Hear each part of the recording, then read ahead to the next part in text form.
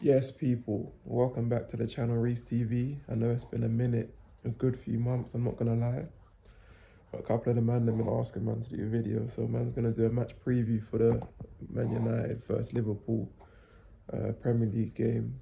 This is for me a game that's gonna decide third and fourth, two most successful clubs in England, but both have had average seasons, but obviously United's had a much better season this season considering they finished 15th last season, where Liverpool's dropped off the face of the earth, dropped off a cliff, wasn't even pushed, just dropped off on our own, like just jumped on a mad thing, going from champions to battling for third and fourth, you know what I mean, which is not good enough. But yeah, big game. Obviously I wish there was more on the line when it came to this game, like a title or something. But yeah, obviously all day Liverpool.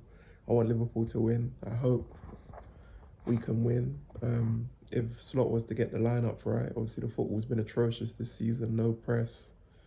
There's no press at all. There's no urgency with our players. A lot of individual brilliance when we do win, and it's more or less a bagel midfield, donut midfield.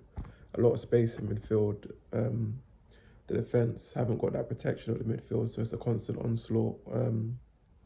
I know a lot of people don't like to have this conversation, but missing Trent massively in terms of what he offers going forward, breaking lines with a lot of his passing and things like that. Defensively, we know not great, but his passing and dictating play, we're missing that massively. Obviously, Frimpong is a massive downgrade. Kirkers has been alright this season, but he's not Robinson. Obviously, he's kind of limited. He's more of a out and out, up and down fullback. Obviously, Slot at times this season was playing him as an inverted left back. I don't know what he was trying to do, but yeah, we get the lineup right. Obviously, my lineup for me would be Woodman. I'd keep Woodman in goal. I know Allison may be back, but I don't want to rush Allison back because he's injury prone and he's got breadsticks for hamstrings. So I don't really want to rush Ali back, but I know what Slot's going to do. He's going to throw Allison right back in. But based on Woodman's performance against Crystal Palace, where I thought he was outstanding, made a number of great saves, you could see how he's appreciated around the squad as well. With Allison clapping in the crowd and Robinson bigging him up as well, lets you know the senior players rate him highly. He's a top professional, so I'll keep him in between the sticks. I would have Robinson at left back. I want to go for some experience. Obviously, you can, it's whatever your preference is. Some might say Kirk is not against him, but I want that experience. And Robinson's been getting a couple goals this season. He's finally got his finishing boots, which I've been impressed about. I wish he had that a couple years earlier on the Slot, but some things take time. But yeah, I would have Robinson. That seniority, that leadership against United away at Old Trafford is always a difficult game. So I would have Robinson left back, Virgil and Konate as the two centre backs. Virgil left centre back, Konate right centre back. If it was me, I'd go for Gomez at right back. I know he's probably going to go Frimpong, but for me, Frimpong, all he offers is pace. He's just a 100-metre sprinter. He's not strong enough. He doesn't really have end product. He's too weak for this league. He gets injured quite a bit. I'd go for that balance with Gomez just to be able to deal with the threat that United have on the left-hand side, depending on who it's going to be. Whether it's Ahmad or it's Cunha, or you don't even know, not sure who they're going to play. What's his name? Embremo.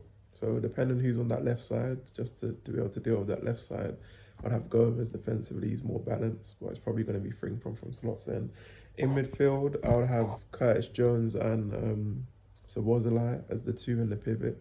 So Jones could go forward sometimes, and then Szoboszlai sits, or roles reverse. Curtis Jones sits in front of the back four, and Szoboszlai goes forward. I think Szoboszlai is best in a deep role, where he can see the game better, not when he's in the 10. Obviously, he has nosebleeds in the 10, but if he's in the 6 or the 8, just in front of the defence, he can kind of dictate the play with his passing. He can kind of see the game better. But those would be my two. Slot's probably going to play Gravenberch and McAllister. McAllister has improved slightly the last couple games, just to above average, around a 6, maybe a 7. Obviously, he's been poor throughout the whole season, but he ain't got legs. I think you need legs in this game because there's going to be times during the transition, during the turnover when United are countering us. and we're going to need the legs to be able to protect the defence, the legs to get back. McAllister doesn't have those legs. I know we've got Gravenberch, but ever since he's had that bump up in the new contract, 280k, he's not been good enough. Apart from covering ground, I think he relies too much on his athleticism. If you look at him going forward for a Dutch player, his passing is poor.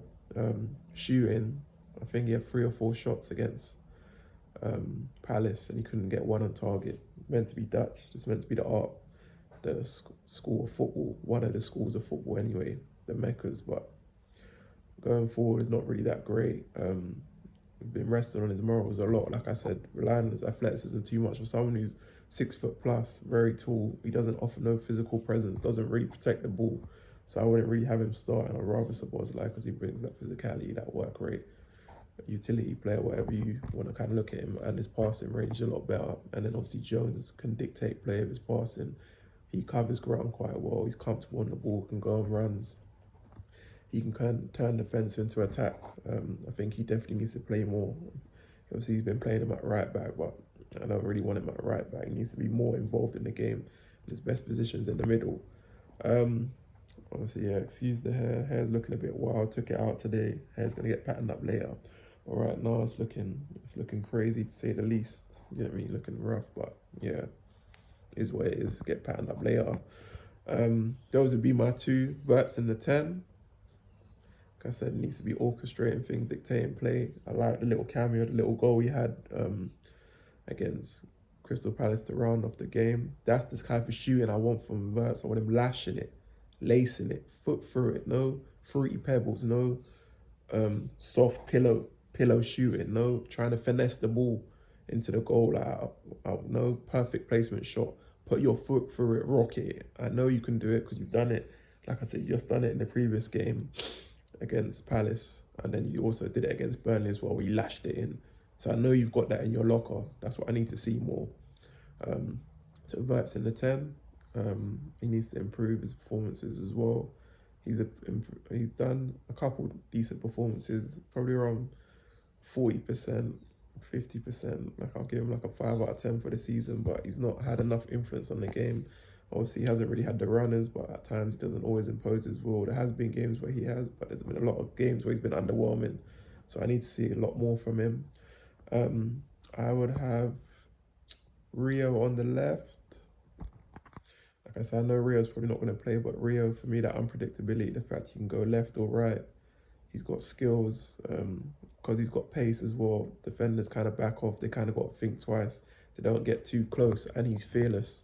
He always tries, whether he's going to shoot or he's going to assist, he helps the attack a lot more because he's dangerous. He's a winger who can actually take on his fullback and he can cut in or go on the outside. I know Isak scored, which I'm happy about against Palace. Hopefully that can kind of get him up and running for the remaining fixtures of the season. But I'll start Gakpo and then I'll bring Isak on in the second half, either 60 minutes, half an hour left, or just after half time, start Gakpo. I think Gakpo has actually been decent up front. He's much better up front than he is on the wing, because like I said, he's very predictable, cutting Cody, head down, trying to shoot. So I'd rather him be up front where you can accept you shooting a bit more, trying to physically impose your will. I know Isak's not fully fit, so I would have him for 45 minutes. And I think Gakpo probably presses better than Isak. Isak don't always involve himself in the game until he's actually got the ball. You don't really press or lead from the front and close down. So Gakpo would have to start, and then I would have Isak to come on. In an ideal world, I would have Salah playing, but obviously tweaked his hamstring, muscle injury, so he's going to be out for a few games. Hopefully he's back towards the end of the season. That's what we're hearing, so we'll see. I know Slot's going to play Frimpong, which is going to mess it up for me. I don't want Frimpong, playing on that right side. Me personally, I would have Chiesa, but yeah, obviously Slot treats him like he's a son that he didn't want to adopt, or like this guy slept with his daughter, or he done something unforgivable, flirted with his wife or something, gave her the eyes. I don't know, like, it's kind of mad. But I know he's going to go with Frimpong. He's going to go with Frimpong probably. Right attacking mid, he's going to go with Curtis Jones as the right back. And he's probably going to go with Grab and McAllister, or Szoboszlai and McAllister. And Verts in the 10. But yeah, that would be my 11. Obviously, I'd like to see Trey get some minutes. Probably not going to get some minutes, but I'd like to see Trey get some minutes. If Wright's on the bench, one of the youth players, he was on the bench for the last game. Hopefully, he can get some minutes potentially. But that would be my team. Keep it tight. United are dangerous on the counter-attack. Obviously, they're going to be up for this game. They're going for third. They ain't really been in much other competitions because they got knocked out early. But obviously, they probably want to do the double over us, which would be the first time in, I'm trying to think, I don't know, it's like 12 years or something like that. So hopefully they don't. But if I have to do a score prediction, because of the lineup, I think Slot's going to pick. I think it's going to be 2-1, 2 or 3-1 United. If Liverpool's lineup is the lineup that I predicted, then I think we're in with every chance to win the game. Could be a 2-2 or 2-1. I'll go with if I had my lineup. But yeah, I'm going 2-1 United. Bruno's probably going to get an assist and break the goal scoring record and whatnot. But yeah, man, that's my prediction. People, remember to like, comment, and subscribe. There will be more videos coming. Apologies for slacking, but there will be more videos coming. Subscribe to me on YouTube, Reese TV. Have a good one.